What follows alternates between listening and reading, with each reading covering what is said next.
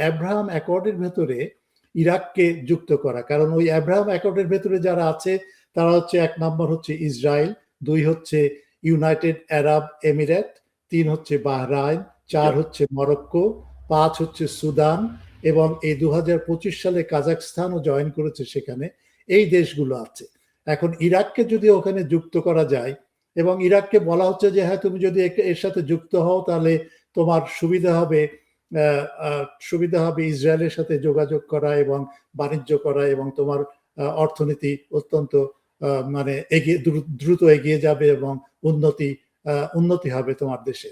এই কথাগুলো বলে তাকে প্রলোভন দেখানোর একটা প্রচেষ্টা চলছে, বিশেষ করে এই বিশেষ দূতের মাধ্যমে। সুতরাং এই খপ্পরে যদি এই ইরাক যদি পড়ে, তাহলে ইরাকের ভাগ্য কিন্তু কোন দিকে যাবে আমি জানি না।